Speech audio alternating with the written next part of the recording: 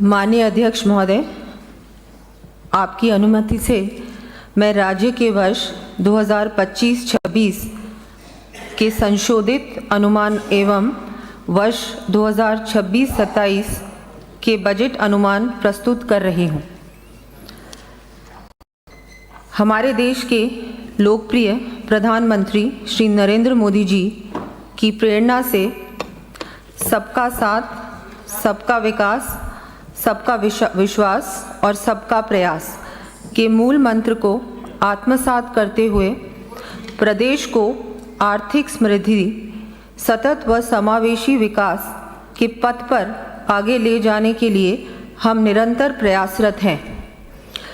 विकसित राजस्थान एट 2047 की संकल्पना को साकार करने के लिए इस विकास यात्रा में गरीब, युवा, अन्नदाता एवं नारी शक्ति की अहम भूमिका को ध्यान में रखते हुए माननीय मुख्यमंत्री श्री भजनलाल शर्मा जी के कुशल नेतृत्व में हमारी सरकार ने सेवा, समर्पण तथा सुशासन को प्राथमिकता दी है।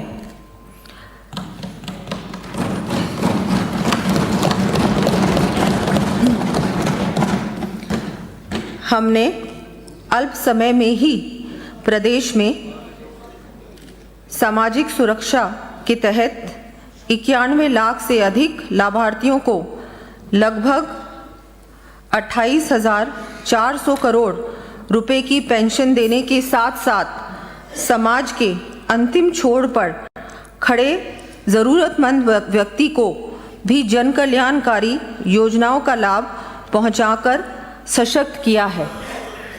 युवाओं के उज्जवल भविष्य के लिए भर्ती परीक्षाओं का पारदर्शिता के साथ समयबद्ध रूप से आयोजन कराकर रोजगार के अवसर प्रदान किए हैं।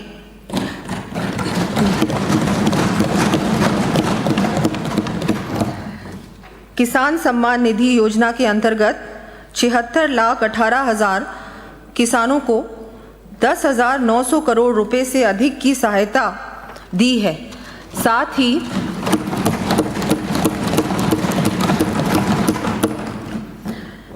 ही हमने गेहूं की MSP के ऊपर 150 रुपये प्रति क्विंटल बोनस राशि तथा 2,05,000 से अधिक कृषि विद्युत कनेक्शन देकर किसान भाइयों को समृद्ध एवं खुशहाल बनाने का कार्य भी किया है।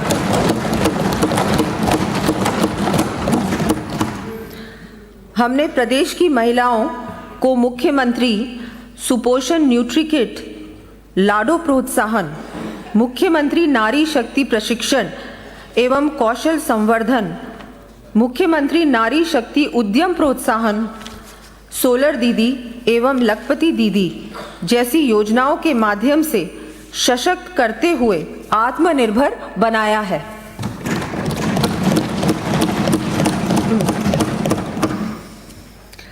जैसा कि अमेरिकी लेखक बेंजामिन फ्रैंकलिन ने कहा है, without continual growth and progress such words as improvement, achievement and success have no meaning।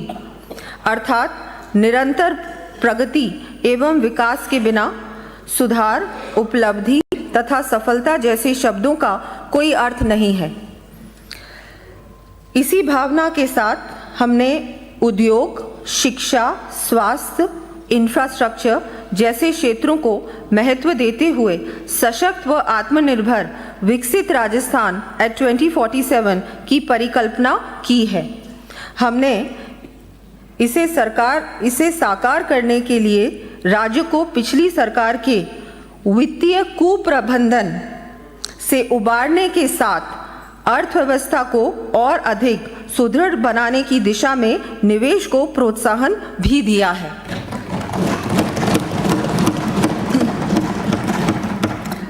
सामाजिक आर्थिक विकास के साथ साथ राजस्थान को हरित प्रदेश बनाने एवं पर्यावरणीय सुरक्षा प्रदान करने की दिशा में हमने पिछले वर्ष राज्य का पहला हरित बजट भी प्रस्तुत किया है। मुझे सदन को अवगत कराते हुए हर्ष हो रहा है कि हमारे द्वारा किए गए स्ट्रक्चरल रिफॉर्म्स एवं कुशल वित्तीय प्रबंधन से जहां एक और पिछली सरकार के अंतिम वर्ष की तुलना में प्रदेश की अर्थव्यवस्था का आकार 41.39% बढ़कर वर्ष 2026-27 में 21,52,100 करोड़ रुपए अनुमानित है। वहीं दूसरी ओर प्रति व्यक्ति आय भी 1,67,000 रुपए से बढ़कर उल्लेखनीय वृद्धि के साथ वर्ष 2025-26 की समाप्ति पर 2,02,349 रुपए तक पहुंच जाएगी। इस प्रकार हमारी डबल इंजन सरकार के साझा प्रयासों एवं ठोस कार्य योजना से प्रदेश की अर्थव्यवस्था को और अधिक रफ्तार मिली है, जिसका सीधा लाभ 8 करोड़ प्रदेशवासियों को मिल रहा है। मैं यहाँ पर कहना चाहूँगी, कश्ती चलाने वालों ने जब हार के दी पतवार हमें, लहर लहर तूफान मिले और संग संग मझधार हमें, फिर भी दिखलाया है हमने और आगे भी देंगे। इन हालातों में आता है दरिया करना पार हमें।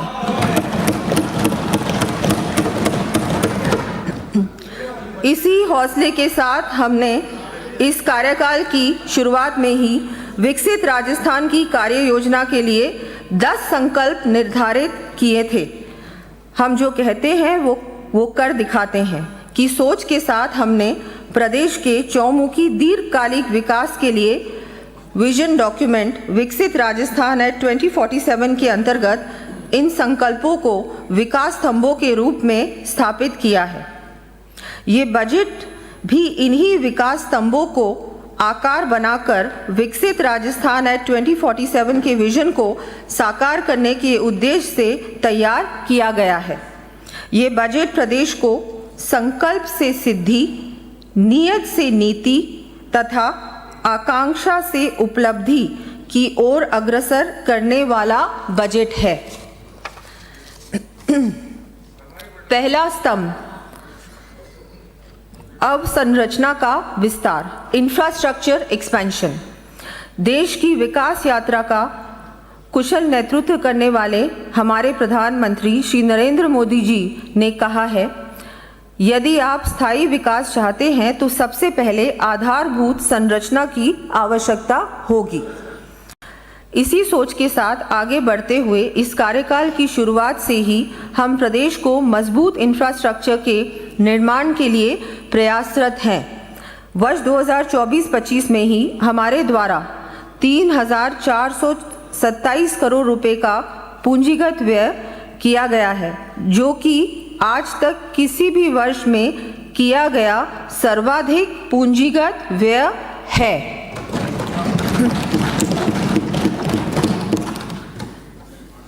सड़क, विकसित राजस्थान एट 2047 के विजन को साकार करने के लिए सुगम व बाधा रहित परिवहन तथा यातायात के लिए रोड नेटवर्क का सुदृढ़ीकरण, लेवल क्रॉसिंग को समाप्त करना, बाईपास निर्माण, सड़क सुरक्षा के लिए ब्लैक स्पॉट्स का सुधार, इंटेलिजेंस ट्रांसपोर्ट सिस्टम का विस्तार तथा औद्योगिक विकास के लिए पहुंच मार्गों का निर्माण व विकास हमारी प्राथमिकताएं हैं। हमारी सरकार ने इस कार्यकाल में सड़क विस्तार लगभग 27,860 करोड़ रुपए का व्यय कर 16,430 किलोमीटर लंबाई की नवीन सड़कों को शामिल करते हुए लगभग 42,000 किलोमीटर सड़कों के विकास का कार्य किया गया है।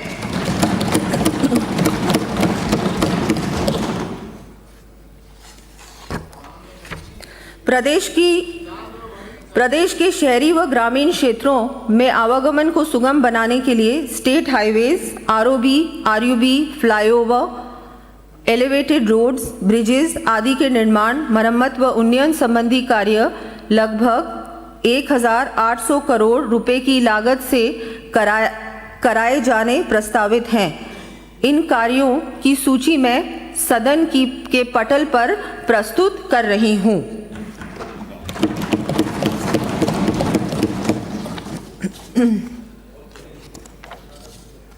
लंबी सूची है अध्यक्ष जी।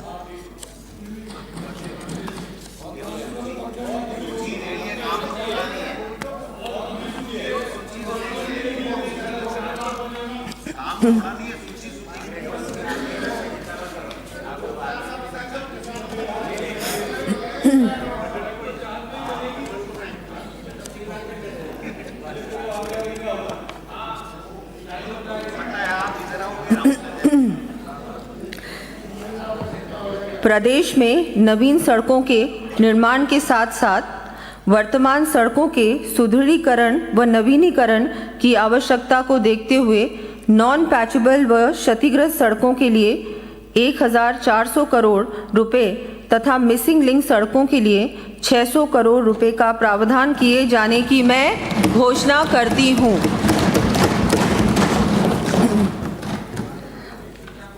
वर्ष 2047 तक राजस्थान को विकसित प्रदेश बनाने की दिशा में रूरल कनेक्टिविटी का विस्तार भी आवश्यक है। हमारे द्वारा ग्रामीण क्षेत्रों के निवासियों को भी शहरी क्षेत्रों के समान सुविधाएं प्रदान करने की दृष्टि से वर्ष 2024-25 एवं 2025-26 में क्रमशः 10,000 व 5,000 से अधिक आबादी वाले ग्रामीण कस्बों में सीमेंट कंक्रीट के अटल प्रगति पथ के निर्माण करवाए जाने की घोषणा की गई थी। इसी कड़ी में आगामी वर्ष 250 अटल प्रगति पथों के 500 करोड़ रुपए की लागत के कार्य हाथ में लिए जाने प्रस्तावित हैं।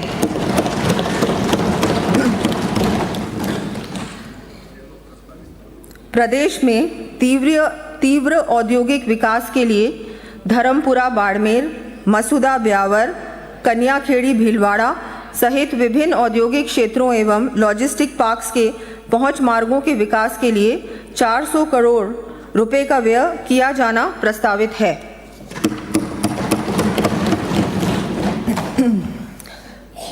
प्रदेश में अत्यधिक वर्षा के कारण क्षतिग्रस्त हुई पुलिया व सड़कों की मरम्मत एवं पुनर्निर्माण हेतु हमारे द्वारा वर्ष 2025-26 में 800 करोड़ रुपए की राशि के कार्य स्वीकृत किए गए हैं।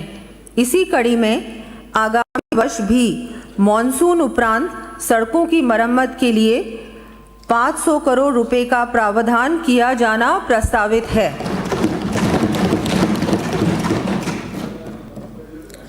साथ ही 11 बीओटी सड़कों के 500 किलोमीटर लंबाई में लगभग 435 करोड़ रुपए की लागत के सुदृढ़ीकरण एवं नवीनीकरण के कार्य करवाए जाएंगे। हमारे द्वारा गत बजट में राज्य के 20 लेवल क्रॉसिंग रेलवे फाटकों पर आरओबी निर्माण के लिए डीपीआर बनाए जाने की घोषणा के क्रम में प्राप्त फिजिबिलिटी के अनुसार आगामी वर्ष 15 लेवल क्रॉसिंग्स पर आरओबीज के साथ ही प्रदेश के अन्य स्थानों पर आरओबीज बनाए जाएंगे। इन पर 920 करोड़ रुपए से अधिक का व्यय किया जाएगा। इसके अतिरिक्त प्रदेश में 26 लेवल क्रॉसिंग रेलवे फाटकों पर आरओबी निर्माण के लिए डीपीआर बनाया जाना भी प्रस्तावित है। इन आरओबीज की सूची मैं सदन के पटल पर प्रस्तुत कर रही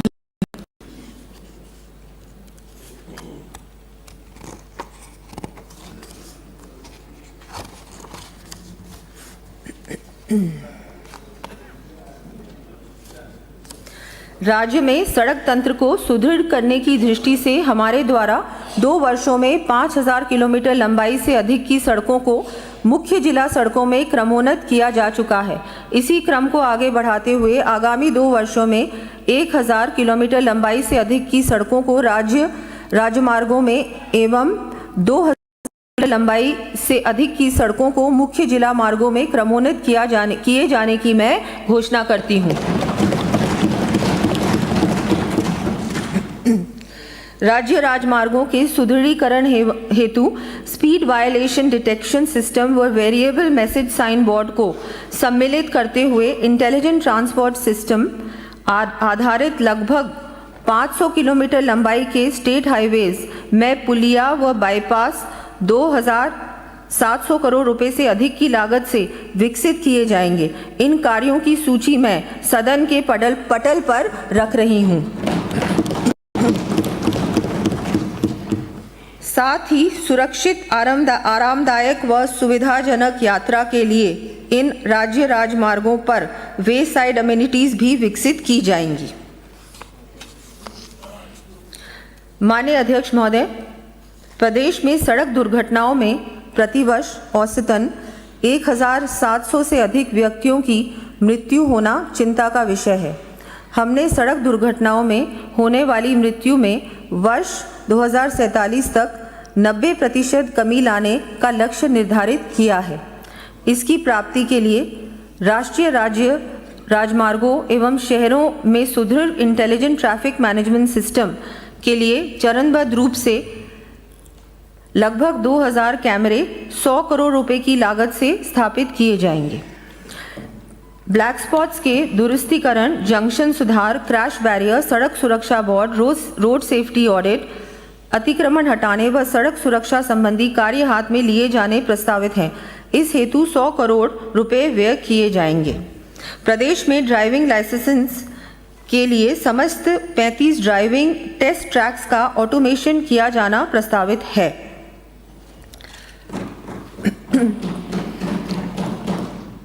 पेयजल, जैसा कि विदित है, हमारा प्रदेश क्षेत्रफल की दृष्टि से जहां सबसे बड़ा राज्य है, वहीं विषम भौगोलिक परिस्थिति के कारण सतही जल की उपलब्धता भी काफ़ी कम है।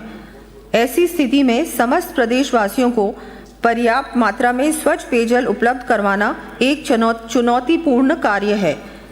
इसे ध्यान में रखते हुए माननीय मुख्यमंत्री श्री भजनलाल शर्मा जी के नेतृत्व वाली हमारी सरकार ने वर्ष 2047 तक प्रदेश में रोबस्ट गवर्नेंस, सस्टेनेबल कंजर्वेशन एवं इक्विटेबल यूटिलाइजेशन के माध्यम से जल सुरक्षा का लक्ष्य रखा है।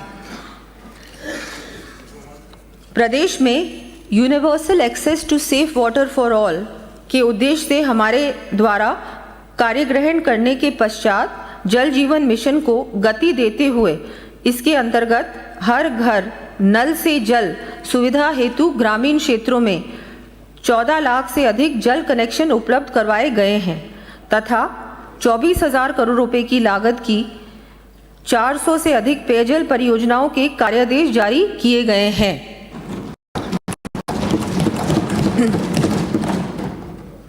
साथ ही परवन अकावद परियोजना के अंतर्गत 12 कोटा एवं झालावाड़ के लिए 3,500 करोड़ रुपए तथा नवनेरा परियोजना के तहत कोटा व एवं बूंदी के गांवों को पेयजल उपलब्ध कराने के लिए 1,100 करोड़ रुपए से अधिक के कार्यादेश जारी किए गए हैं।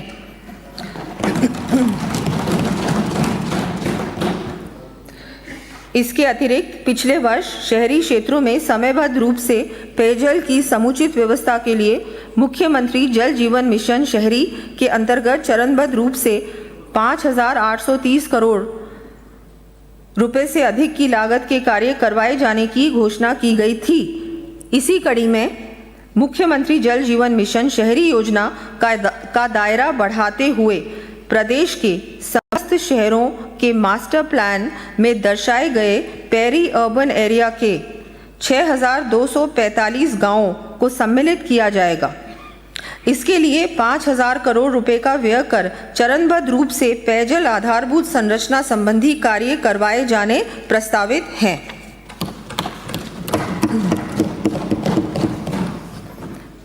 मुख्यमंत्री जल जीवन मिशन शहरी द्वितीय चरण के अंतर्गत 2,530 करोड़ रुपए का व्यय कर 83 शहरों में जलापूर्ति की सर्विस लेवल संवर्धन के कार्य करवाए जाएंगे।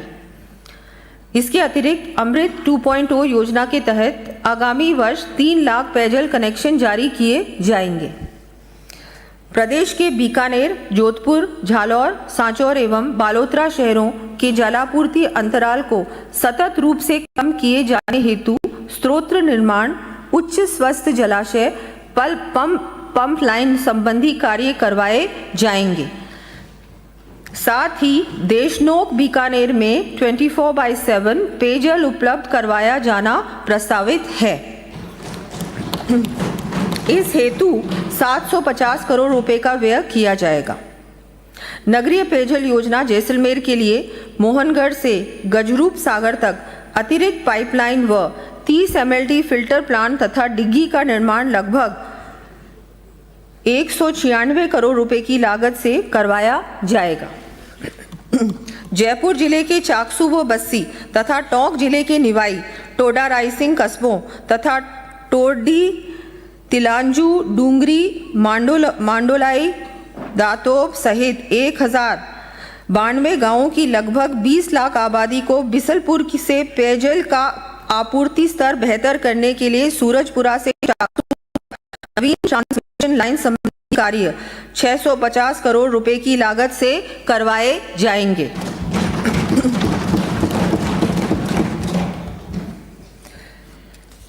प्रदेश के विभिन्न क्षेत्रों में पेयजल उपलब्ध करवाने के लिए 160 करोड़ रुपए से अधिक के कार्य करवाए जाएंगे।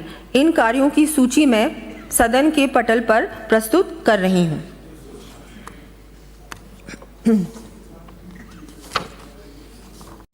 प्रदेशवासियों को ग्रीष्म ऋतु में पर्याप्त पेयजल उपलब्ध करवाए जाने की दृष्टि से आगामी वर्ष 600 ट्यूबवेल्स व 1200 हैंडपंप्स लगाए जाने प्रस्तावित हैं। साथ ही समर कंटिंजेंसी के अंतर्गत प्रत्येक जिला कलेक्टर को 1 करोड़ रुपए की राशि उपलब्ध करवाई जाएगी। प्रदेश में सशक्त जल प्रबंधन की दृष्टि से जयपुर में सेंटर ऑफ एक्सीलेंस की स्थापना 10 करोड़ रुपए की लागत से की जाएगी। साथ ही bureau of water use efficiency की स्थापना कर जयपुर में HCM, रिपा सचिवालय एवं जल भवन में पायलट बेसिस पर वाटर डिस्ट्रीब्यूशन एफिशिएंसी की संवर्धन संबंधी कार्य करवाए जाएंगे। प्रदेश के दूरदराज क्षेत्रों में जल गुणवत्ता परीक्षण हेतु मोबाइल वाटर टेस्टिंग लैब्स का संचालन किया जाएगा। प्रदेश में आमजन को पेयजल सुविधा तथा नॉन डोमेस्टिक एवं इंडस्ट्रियल यूनिट्स के लिए पानी उपलब्ध करवाने के दृष्टिगत राजस्थान स्टेट वाटर पॉलिसी लाई जाएगी। इसमें पेयजल के साथ साथ रॉ वाटर एवं ट्रीटेड वाटर के वितरण के संबंध में नीतिगत प्रावधान किए जाएंगे। प्रदेश में जल सुरक्षा एवं अनुकूलता हेतु IT का उपयोग करते हुए समयबद्ध जलापूर्ति योजनाओं की विभिन्न गतिविधियों के डिजिटल प्रबंधन एवं रखरखाव के लिए एंटरप्राइज रिसोर्स प्लानिंग लागू की जाएगी। आमजन को पेयजल उपलब्ध कराने तथा पाइप पेयजल योजनाओं के समुचित ऑपरेशन एंड मेंटेनेंस के लिए हमारे द्वारा पिछले बजट में घोषित 1050 तकनीकी अधिकारियों कर्मचारियों के संविदा काडर में वृद्धि करते हुए 3000 पदों पर भर्ती की जाएगी।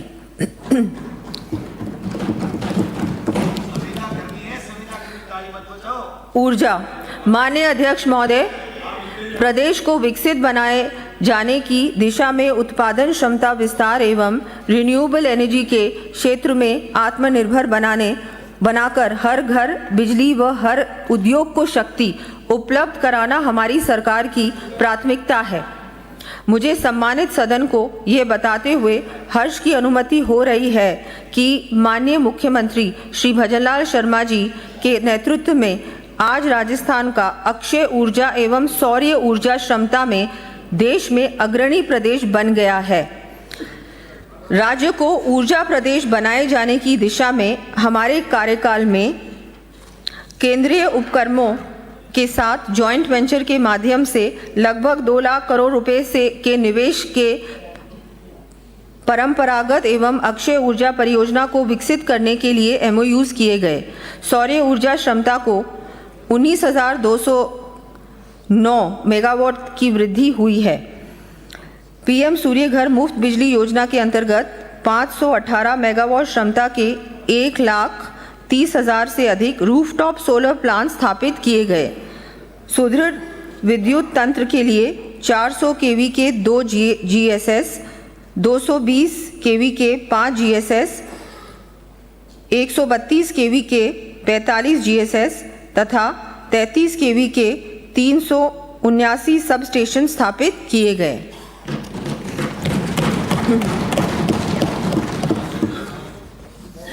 प्रदेश में विद्युत तंत्र के और अधिक विस्तार एवं सुदृढ़ीकरण के लिए 220 केवी के 6, 132 केवी के 13 तथा 33 केवी के 110 GSS का निर्माण किया जाएगा।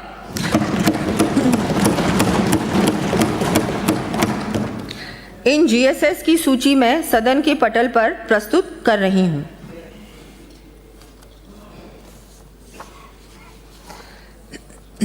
बीकानेर में मेहरासर, दिनसर, बराला व सवाईसर, करनीसर, भाटियान, विकोलोई तथा जैसलमेर में रागवा सेहुआ क्षेत्र में लगभग 4,830 मेगावाट क्षमता के सौर पार्कों का विकास जॉइंट वेंचर के माध्यम से किया जाएगा।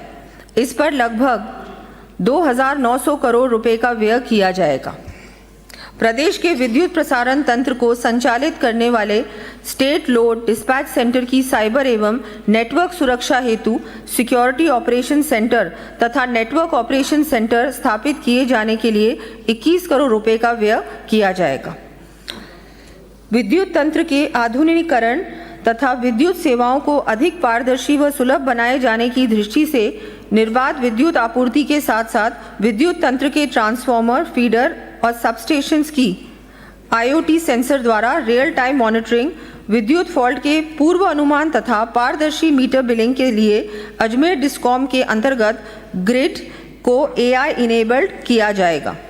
इमरजेंसी अलर्ट व डिजिटल भुगतान प्रक्रिया तथा कृषि उपभोक्ताओं को विद्युत सेवाओं, कल्याणकारी योजनाओं एवं विद्युत आपूर्ति की रियल टाइम जानकारी उपलब्ध कराने के लिए AI आधारित डिजिटल प्लेटफॉर्म विकसित किया जाएगा।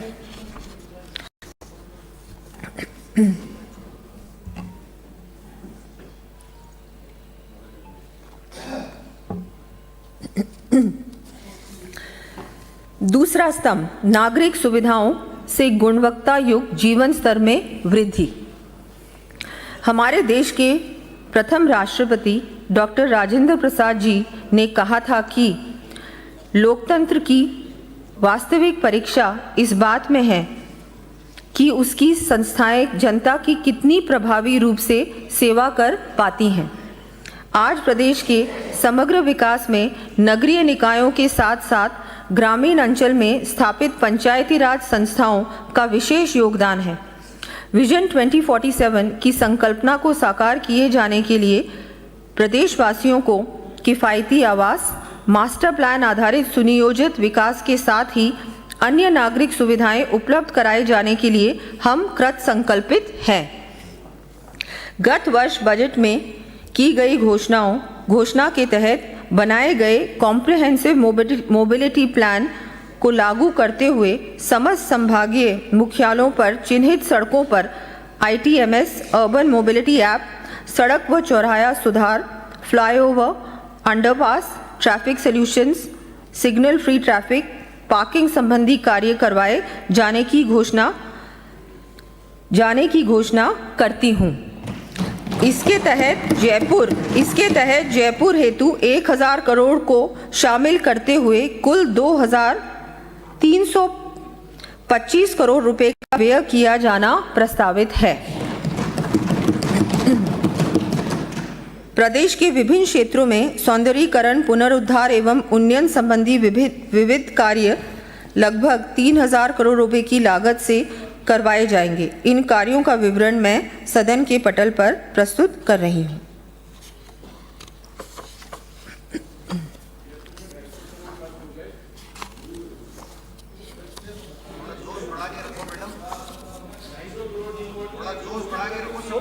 पूरा जोश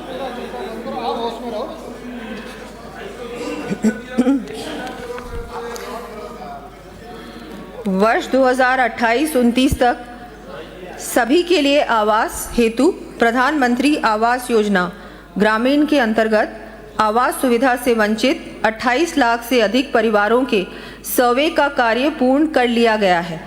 योजना के द्वितीय चरण में वर्ष 2029 तक पात्र परिवारों को आवास निर्माण किए जाने हेतु अनुदान दिया जाएगा।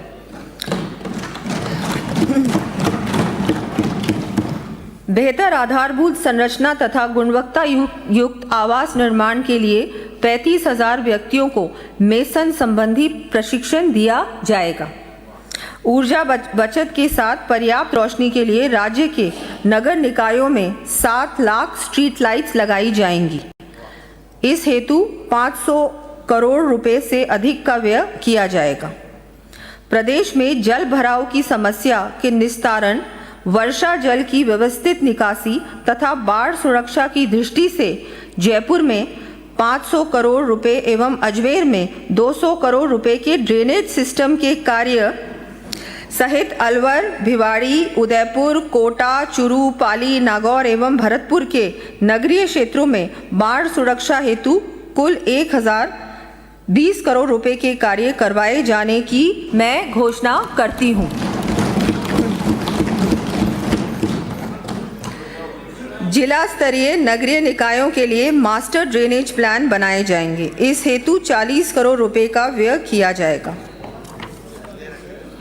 प्रदेश में प्राकृतिक एवं मानव निर्मित विभिन्न प्रकार की आपदाओं के प्रबंधन हेतु नागरिक सुरक्षा विभाग एवं SDRF के सुदृढ़ीकरण के लिए बाढ़, भूकंप, आगजनी, रासायनिक दुर्घटनाओं आदि हेतु खोज व बचाव उपकरण उपलब्ध कराए जाने के लिए 60 करोड़ रुपए का व्यय किया जाएगा।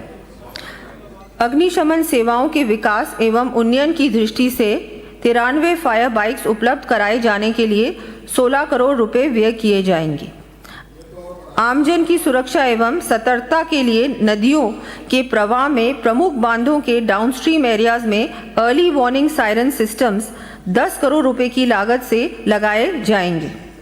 साथ ही जड़ावता सवाई माधोपुर में बाढ़ सुरक्षा कार्यों के लिए लगभग 75 करोड़ रुपए व्यय किए जाएंगे। आमजन की सुविधा के लिए प्रदेश के विभिन्न स्थानों पर जन कल्याण संबंधी विभिन्न कार्य करवाए जाएंगे। इन कार्यों का विवरण मैं सदन के पटल पर प्रस्तुत कर रही हूँ।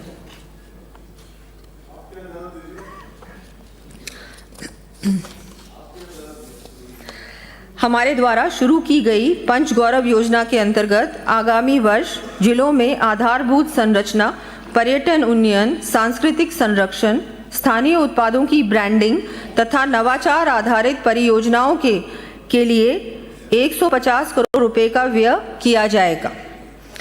प्रदेश के आर्थिक विकास के लिए स्थानीय निकायों एवं राजकीय उपक्रमों के इंफ्रास्ट्रक्चर प्रोजेक्ट्स को इनोवेटिव फाइनेंसिंग सुलभ करवाने के लिए Raj Setu Rajasthan structured enabler for transformative urban and infrastructure financing fund की स्थापना की जाएगी।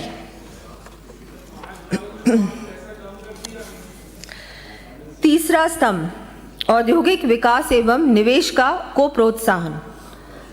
भारत की वैश्विक पहचान को और अधिक मजबूती देने तथा आर्थिक प्रगति के पथ पर देश को निरंतर आगे ले जाने वाले कुशल नेतृत्व के धनी हमारे प्रधानमंत्री श्री नरेंद्र मोदी जी ने राजस्थान की अर्थव्यवस्था के असीम पोटेंशियल को रेखांकित करते हुए कहा था, राजस्थान राइजिंग तो है ही, रिलायबल भी है, राजस्थान रिसेप्टिव भी है और समय के साथ खुद को रिफाइन करना भी जानता है। प्रदेश की अर्थव्यवस्था को और अधिक मजबूत बनाने के लिए आवश्यक है तीव्र औद्योगिक विकास। हमारे इस कार्यकाल के दौरान राजस्थान देश के सबसे तेजी से बढ़ते हुए औद्योगिक केंद्र के रूप में उभरा है। राजस्थान के सरकार के कार्यकाल के पहले वर्ष में ही माननीय मुख्यमंत्री श्री भजनलाल शर्मा जी के नेतृत्व में आयोजित राइजिंग राजस्थान 2024 से जहां एक ओर प्रमुख घरेलू एवं वैश्विक उद्योगों को प्रदेश में निवेश के लिए बल मिला है, वहीं दूसरी ओर नवीन औद्योगिक क्षेत्रों और सेक्टर स्पेसिफिक पार्क्स की स्थापना से मैन्युफैक्चरिंग इकोसिस्टम को मजबूत भी किया है।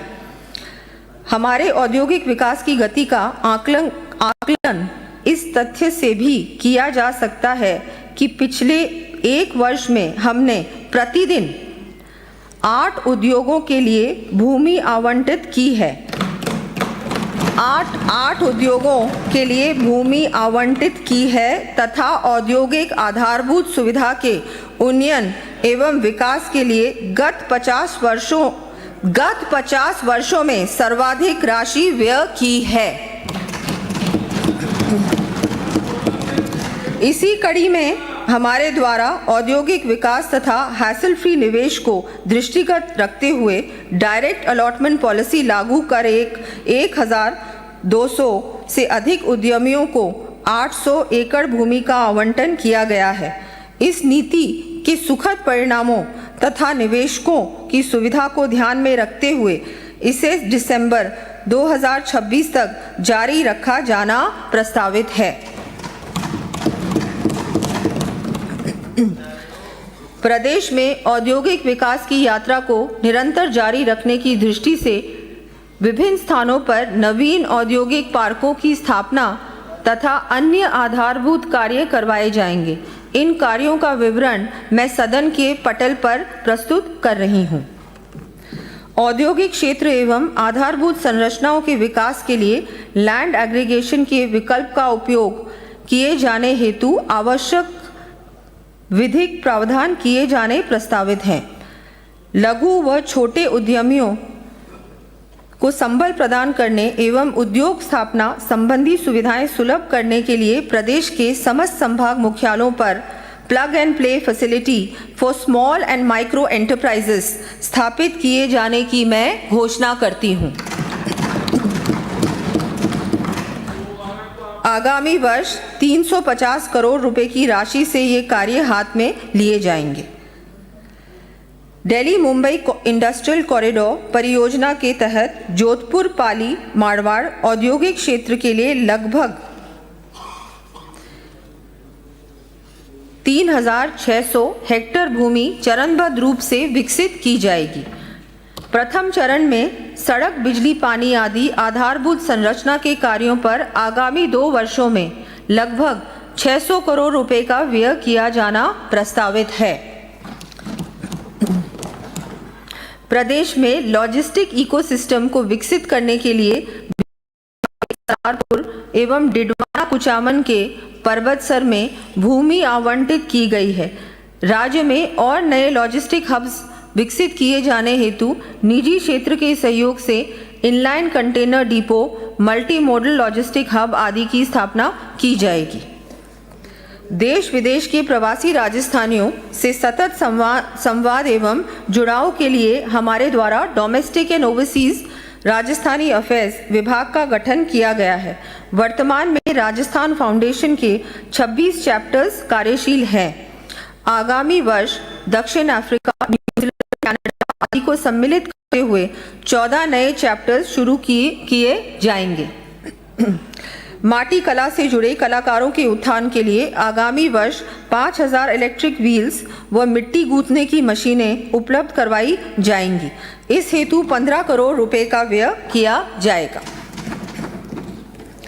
राजस्थान ओडीओपी पॉलिसी 2024 के अंतर्गत इकाइयों की स्थापना के साथ साथ विस्तार हेतु ऋण लेने वाली सूक्ष्म एवं लघु इकाइयों को मार्जिन मनी उपलब्ध करवाए जाने के लिए 15 करोड़ रुपए का प्रावधान किया जाना प्रस्तावित है। कृषि मंत्री जी सो गए सर, जग रहे हैं। आपने जगा दिया बहुत।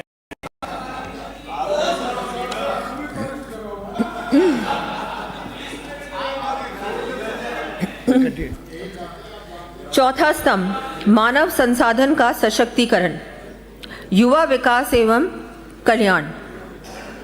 संयुक्त राष्ट्र संघ के पूर्व सेक्रेटरी जनरल, नोबेल शांति पुरस्कार विजेता कोफी अन्नान ने कहा था, Young people should be at the forefront of global change and innovation. Empowered, they can be key agents for development and peace. अर्थात युवाओं को वैश्विक परिवर्तन एवं नवाचार के लिए अग्रणी होना चाहिए।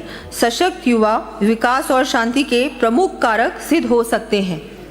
विकसित राजस्थान की संकल्पना को साकार करने में युवा शक्ति की महत्वपूर्ण भूमिका एवं योगदान है।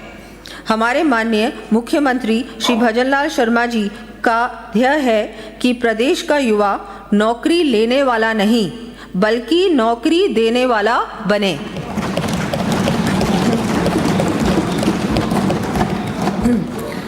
हमारे प्रदेश को मेरे युवा साथी आगे ले जाएंगे। उनके सपने सितारे बनकर आसमान में चमके, ऐसा वातावरण तैयार करना हमारी जिम्मेदारी है। इसे ध्यान में रखते हुए हमने युवाओं के लिए vocational education, skill enhancement, career counselling के साथ साथ प्रक्रियाओं के सरलीकरण तथा शून्य अथवा न्यून ब्याज पर वित्त की उपलब्धता आदि पर विशेष फोकस किया है। साथ ही हम युवाओं को सरकारी व निजी क्षेत्र के लिए एम्प्लॉयबल बनाए जाने हेतु निरंतर प्रयासरत हैं। प्रदेश के युवाओं को स्वरोजगार के अवसर उपलब्ध करवाने के उद्देश्य से मुख्यमंत्री युवा स्वरोजगार योजना प्रारंभ की गई है।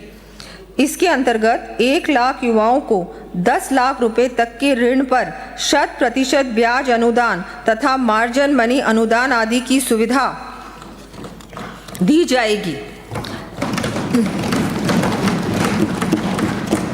जिस पर 1000 करोड़ रुपए से अधिक की राशि व्यय की जानी प्रस्तावित है।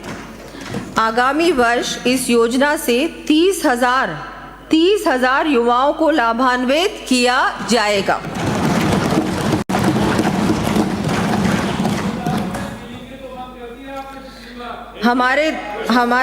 हमारे द्वारा प्रतियोगी परीक्षाओं में पारदर्शिता लाने के लिए उठाए गए ठोस कदमों से पेपर लीक जैसी घटनाओं पर लगाम लगी है,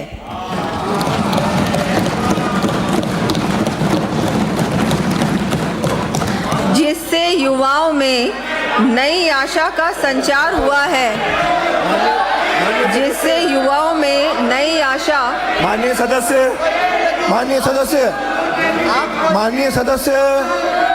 माननीय सदस्य, जब आपका मौका आए भाषण पे तब बोलना।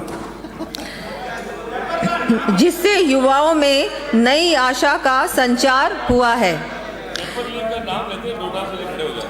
इसी दिशा में एक और कदम उठाते हुए बहुत महत्वपूर्ण एक कार्य है जिसके बारे में मैं बताना चाहूँगी। अध्यक्ष महोदय, मुझे थोड़ा बोलने का जी। इसी दिशा में एक और कदम उठाते हुए नेशनल टेस्टिंग एजेंसी की तर्ज पर प्रदेश में राजस्थान स्टेट टेस्टिंग एजेंसी की स्थापना किए जाने की मैं घोषणा करती हूँ। साथ ही हमारे द्वारा घोषित एवं प्रक्रियाधीन भर्ती परीक्षाएं बड़े पैमाने पर निर्बाध एवं समयबद्ध रूप से सप्ताह के सभी दिवसों में हो सके, इसके लिए ऑनलाइन टेस्टिंग सुविधा युक्त टेस्ट सेंटर्स का निर्माण भी किया जाएगा। प्रतिभावान विद्यार्थियों के नवाचार व्यवहारिक रूप से स्टार्टअप्स के रूप में विकसित हो सके, इसके लिए मेंटरशिप, एंटरप्रेन्योरशिप, इंक्यूबेशन सुविधाएं उपलब्ध करवाना आवश्यक है। इस हेतु नॉलेज पार्टनर्स के सहयोग से प्रदेश के प्रत्येक जिले के चयनित महाविद्यालय में vibrant, value driven innovation and business research for aspiration and nurturing talent programme चलाया जाएगा।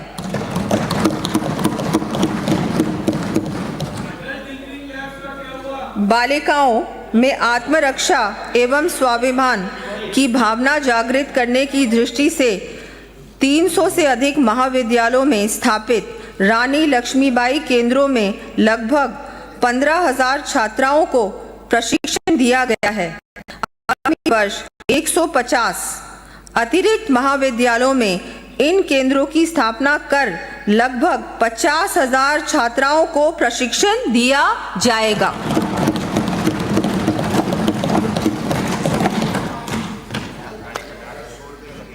महाविद्यालयों में अध्ययनरत विद्यार्थियों के लिए रोजगार परक कौशल, करियर गाइडेंस तथा डिजिटल मेंटोरिंग आवश्यक है। इसके लिए सुलभ, गुणवत्तापूर्ण और टेक्नोलॉजी इनेबल्ड परामर्श प्रदान करने के उद्देश्य से dream digital readiness and empowerment through assisted mentoring programme चलाया जाएगा। इसके अंतर्गत आगामी वर्ष प्रथम चरण में लगभग 50,000 विद्यार्थियों को लाभान्वित किया जाएगा।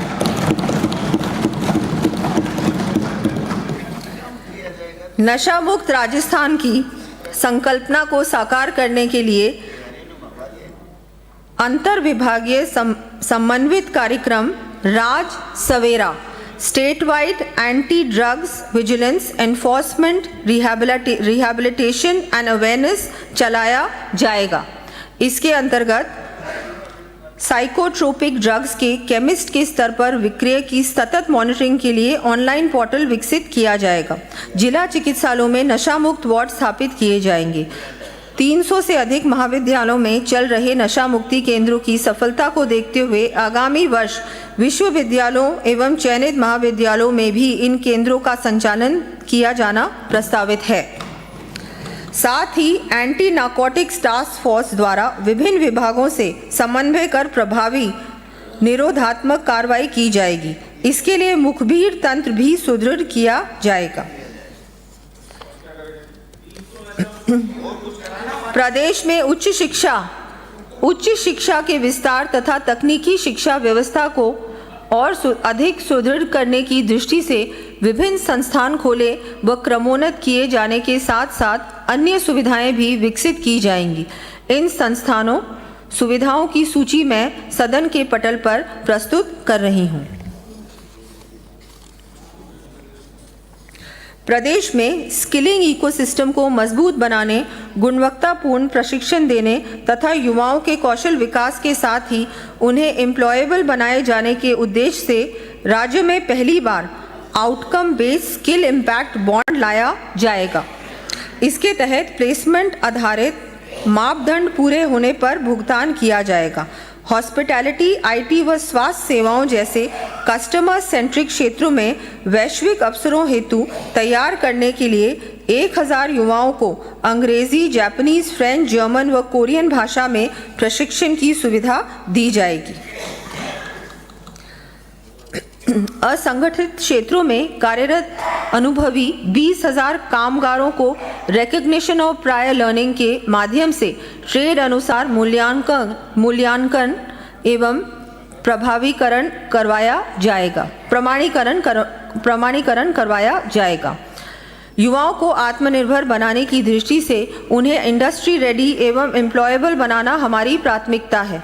इस दृष्टि से प्रत्येक जिले में इंडस्ट्री पार्टनर्स को जोड़ते हुए institute of skill development and vocational training प्रारंभ किया जाना प्रस्तावित है।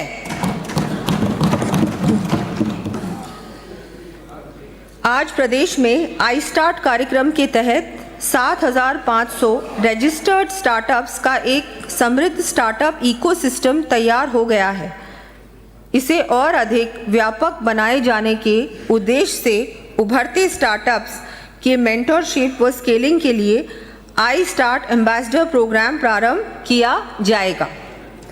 स्टार्टअप्स को बढ़ावा देने के लिए अजमेर, भरतपुर एवं कोटा में tinkering lab, deep Tech Labs, data व एआई लैब्स जैसी नेक्स्ट जनरेशन टेक्नोलॉजी से युक्त नवीन टेक्नो हब स्थापित किए जाएंगे। इस हेतु 30 करोड़ रुपए का व्यय किया जाएगा।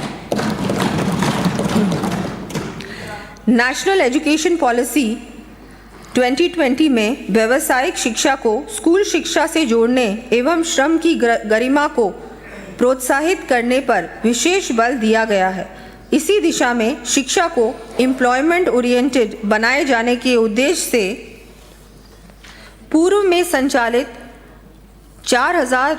19 विद्यालयों के अतिरिक्त अब आगामी सत्र 2026-27 में 500 और विद्यालयों में व्यावसायिक शिक्षा शुरू की जाएगी।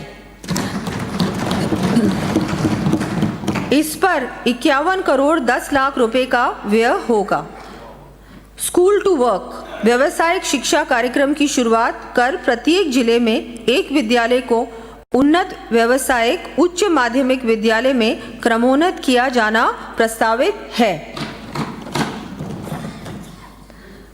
प्रदेश के विद्यार्थियों को समयबद्ध रूप से पूर्ण पारदर्शिता के साथ टैबलेट, लैपटॉप, साइकिल व यूनिफॉर्म जैसी सुविधाओं का लाभ मिल सके, इसके लिए डीबीटी ई वाउचर की सुविधा दिए जाने की मैं घोषणा करती हूं। इस कड़ी में कक्षा 8वीं, 10वीं एवं 12वीं में अध्ययन करने वाले चयनित मेधावी विद्यार्थियों को स्वयं के स्तर पर टैबलेट, लैपटॉप क्रय किए जाने के लिए ई वाउचर के माध्यम से 20,000 रुपये तक की सहायता उपलब्ध करवाई जाएगी।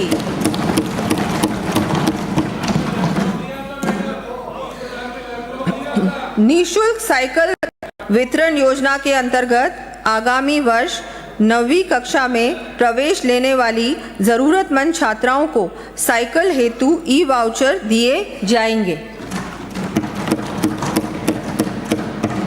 कक्षा 1 से 8 के 40 लाख से अधिक ज़रूरतमंद विद्यार्थियों को निःशुल्क यूनिफॉर्म उपलब्ध कराने के लिए डीबीटी की जाएगी। इस हेतु लगभग 250 करोड़ रुपए का व्यय किया जाएगा। राजकीय विद्यालयों में अध्ययनरत छात्रों एवं आंगनबाड़ी केंद्रों में पंजीकृत 3 से 6 वर्ष आयु वर्ग के बच्चों को पारदर्शिता और सुगमता से उनकी पात्रता अनुसार समस्त लाभ मिल सके, इसके लिए फेशियल रिकग्निशन सिस्टम, बायोमेट्रिक आधारित छात्रों बच्चों की उपस्थिति पंजीकरण की व्यवस्था की जाएगी। बालिकाओं को विद्यालय में स्वास्थ्य व हाइजीन संबंधी सुविधाएं भी पूर्ण रूप से उपलब्ध हो सकें, इसके लिए प्रदेश के टॉयलेट सुविधा से वंचित रहे समस्त विद्यालयों में टॉयलेट्स बनाए जाने प्रस्तावित हैं। राज्य के विद्यालयों में बच्चों को सुदृढ़ एवं सुरक्षित भवनों में पढ़ाई की व्यवस्था हमारी प्राथमिकता है। गत सरकार द्वारा इस ओर पर्याप्त ध्यान नहीं दिए जाने से दुर्भाग्यपूर्ण घटनाएं हुई हैं। पिछले वर्ष विद्यालयों के मरम्मत एवं जीर्णोद्धार हेतु किए गए प्रावधान को और बढ़ाते हुए अब आगामी वर्ष 2500 से अधिक विद्यालयों की मरम्मत एवं जीर्णोद्धार हेतु 550 करोड़ रुपए व्यय किए जाने प्रस्तावित हैं।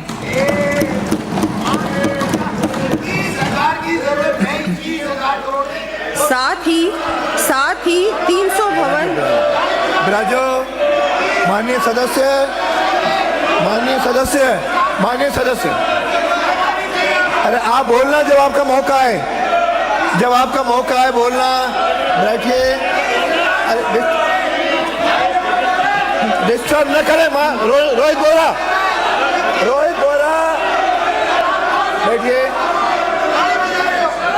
भाषण चुपचाप सुनिए। आपको जब मौका है तब बोलना। साथ ही 300 भवन विहीन एवं जर्जर विद्यालयों के भवनों का 450 करोड़ रुपए की लागत से निर्माण करवाया जाएगा। अरे बैठिए। इसके अतिरिक्त आपके वित्त मंत्री का भाषण हो रहा है। इसके अतिरिक्त प्रदेश के विद्यार्थियों को विभिन्न सुविधाएं उपलब्ध कराने के साथ साथ विद्यालयों एवं छात्रावासों में आधारभूत संरचना विकास के कार्य करवाए। आप बोलना 3 दिन बहस होगी। अरे 3 दिन बहस होगी, आप बोलना। ये 4 दिन क्या करेंगे अरे आपको बोलने की है। उपलब्ध कराने के साथ साथ माननीय सदस्य विद्यालयों एवं माननीय सदस्य बोलिए। विद्यालयों एवं छात्रावासों में आधारभूत संरचना विकास के कार्य करवाए जाएंगे। इनका विवरण मैं सदन के पटल पर प्रस्तुत कर रही हूँ।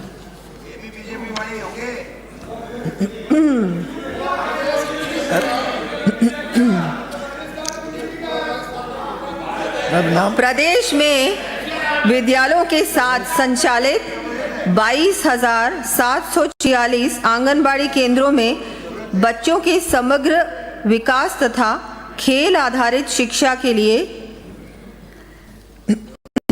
खेल सामग्री एवं जादुई पिटारा उपलब्ध करवाया जाना प्रस्तावित है। अब हमारे पास वो जादू तो नहीं जो बिना बजट रोहित, मैं आपके नेता कहते थे आप मांगते थक जाओगे, पर मैं देते नहीं थकूंगा। हमारा तो जो जादुई पिटारा है वो बच्चों के लिए है, बच्चों को अच्छी तरह से वो पढ़ सकें, खेल के साथ साथ उनकी पढ़ाई भी हो सके। तो मुझे लगता है बहुत बड़ा अच्छा काम हुआ है ताकि हमारे बच्चे स्कूल में अच्छी शिक्षा प्राप्त कर सकें। इस हेतु लगभग 323 करोड़ रुपए का व्यय किया जाएगा। घुमंतु एवं अर्ध घुमंतु समुदाय यथा गाड़िया लुहार, बंजारा इत्यादि एवं मजदूर वर्ग के परिवारों को जीवन यापन के लिए एक स्थान से दूसरे स्थान पर जाना पड़ता है। इन परिवारों के बच्चे औपचारिक शिक्षा से वंचित रह जाएं, इस दृष्टि से मैं आगामी वर्ष Raj Pahal portable access for holistic and assisted learning कार्यक्रम आरंभ करने की घोषणा करती हूँ। इस योजना अंतर्गत प्रथम चरण में प्रत्येक जिले में एक स्कूल ऑन व्हील स्थापित किया जाएगा तथा माइग्रेशन प्रोन क्षेत्रों में अस्थायी शिक्षा शिविर संचालित किए जाएंगे। साथ ही शैक्षिक संभागों पर 6 माह के स्कूल रेडीनेस कैंप्स आयोजित किए जाएंगे। सुनिए, माननीय सदस्य ब्राजो हमारी सरकार का ध्येय केवल सेवाओं का एक्सेस देना ही नहीं है, बल्कि इससे आगे बढ़कर आउटकम फोकस गवर्नेंस है। इस कड़ी में प्रदेश में कक्षा 6 से 8वीं तक के विद्यार्थियों के भाषा एवं गणित में लर्निंग गैप्स को पूरा करने, स्मार्ट लर्निंग इकोसिस्टम को बढ़ावा देने तथा व्यक्तिगत सहायता उपलब्ध कराने के उद्देश्य से प्रदेश के 1000 विद्यालयों में AI आधारित पर्सनलाइज्ड लर्निंग लैब्स की स्थापना की जाएगी। राजस्थान संस्कृत अकेडमी को संस्कृत शिक्षा विभाग के अधीन लाया जाएगा तथा अकेडमी के अधीन संचालित वेद विद्यालयों में ज्योतिष आदि से संबंधित विषयों की शिक्षा भी प्रदान की जाएगी। इन विद्यालयों के संचालन को और प्रभावी बनाने के लिए आवश्यक सहायता दी जाएगी तथा इनमें स्नातक शिक्षा शास्त्री पाठ्यक्रम प्रारंभ करने के लिए आवश्यक कदम उठाए जाएंगे। संस्कृत शिक्षा में अधिक विकल्प उपलब्ध कराने के लिए संस्कृत शिक्षा प्रशिक्षण पाठ्यक्रम तथा शिक्षा शास्त्री पाठ्यक्रम में कुल 500 सीटों की बढ़ोतरी की जाएगी।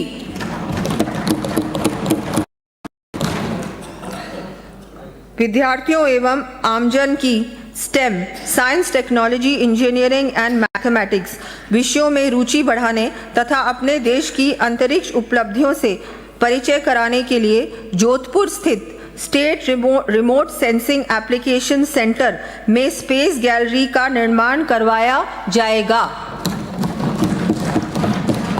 साथ ही साइंस पार्क जयपुर में स्पेस गैलरी एवं चिल्ड्रन गैलरी का निर्माण किया जाएगा।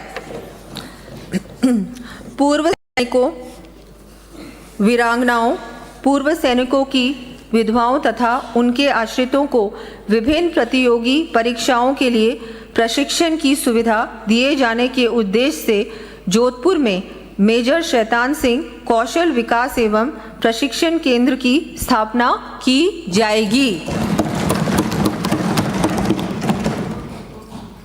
प्रदेश के सेवारत सैनिकों, पूर्व सैनिकों, वीरांगनाओं तथा उनके आश्रितों को विभिन्न सुविधाएं एक ही स्थान पर उपलब्ध हो सके, इसके लिए जोधपुर, टोंक, शेरगढ़, फालोदी, खैरतल, ब्यावर, झुंझुनू तथा श्री गंगानगर में इंटीग्रेटेड सैनिक कॉम्प्लेक्स की स्थापना की जानी प्रस्तावित है।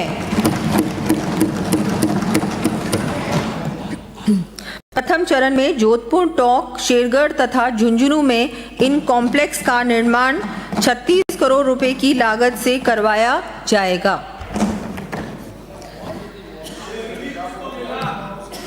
एक अप्रैल 1999 के पश्चात पोस्ट कारगिल युद्धों में हुए शहीद परमानेंटली डिसेबल्ड सैनिकों के कक्षा 1 से 12 में पढ़ने वाले बच्चों तथा भूतपूर्व सैनिकों की कक्षा 11 व 12 में पढ़ने वाली प्रतिभावान पुत्रियों को दैनिक छात्रवृत्ति क्रमशः 180 व 100 रुपये प्रतिमाह को बढ़ाकर 2,500 रुपये वार्षिक किया जाना प्रस्तावित है।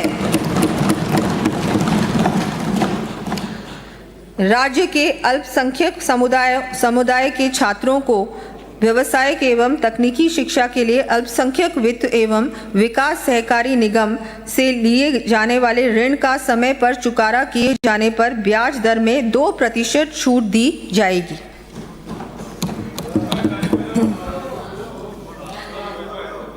नवीन कलेवर में career counselling, smart boards, VC setup तथा बिल्डिंग एज लर्निंग एड जैसी आधुनिक सुविधा आधारित गुणवत्तापूर्ण शिक्षा प्रदान किए जाने की दृष्टि से 400 विद्यालयों को चरणबद्ध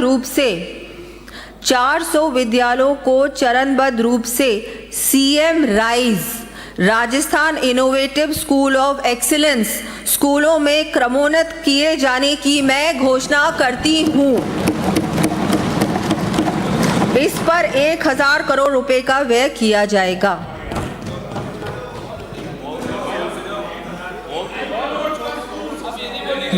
प्रदेश में खेल गतिविधियों के प्रोत्साहन तथा खेल सुविधाओं के विस्तार हेतु स्टेडियम निर्माण व अन्य बुनियादी सुविधाएं विकसित किए जाने के लिए विभिन्न कार्य करवाए जाएंगे।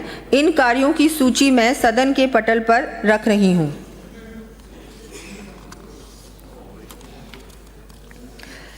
महाराणा प्रताप खेल विश्वविद्यालय जयपुर में आधारभूत संरचना के विकास के लिए 100 करोड़ रुपए व्यय किए जाएंगे। खेलो राजस्थान यूथ गेम्स के ग्राम पंचायत, ब्लॉक, जिला एवं राज्य स्तर पर आयोजन किए जाने के लिए आगामी वर्ष 50 करोड़ रुपए व्यय किए जाएंगे। प्रदेश में खेलों को बढ़ावा दिए जाने के लिए राज्य स्तरीय विद्यालयी खेलकूद प्रतियोगिता हेतु वर्तमान में प्रति खेल देय राशि 50,000 रुपये को बढ़ाकर 1 लाख रुपये किया जाना प्रस्तावित है। चिकित्सा एवं स्वास्थ्य, आमजन के स्वास्थ्य का राज्य की समृद्धि और उत्पादकता में प्रत्यक्ष योगदान होता है। वर्ष 2047 तक समृद्ध राजस्थान, स्वस्थ राजस्थान के लिए हमारा लक्ष्य है स्वास्थ्य सेवाओं का यूनिवर्सल कवरेज। 77 वर्ष से अधिक लाइफ एक्सपेक्टेंसी मातृ मृत्यु दर को घटाकर 15 प्रति लाख व शिशु मृत्यु दर को घटाकर 10 प्रति हजार लाइव बर्थ्स से कम करते हुए सशक्त इमरजेंसी रिस्पांस सिस्टम का निर्माण। स्वस्थ नागरिक समाज में अपना अमूल्य योगदान दे सके, इसके लिए हम प्रयासरत हैं कि प्रत्येक प्रदेशवासी को उच्च गुणवत्तापूर्ण स्वास्थ्य सेवाएं प्राप्त हों। सुश्रुत संहिता में कहा भी गया है, आरोग्यम परमम भाग्यम स्वास्थ्यम सर्वार्थ साधनम, अर्थात स्वास्थ्य सबसे बड़ा भाग्य है। अच्छा स्वास्थ्य जीवन के समस्त उद्देश्यों की पूर्ति का साधन है। प्रदेश में चिकित्सा सुविधाओं के उन्नयन के लिए चिकित्सा संस्थाओं की स्थापना, अपग्रेडेशन, भवन निर्माण, रिपेयर एंड मेंटेनेंस संबंधी विभिन्न कार्य करवाए जाएंगे। इन कार्यों का विवरण मैं सदन के पटल पर प्रस्तुत कर रही हूँ।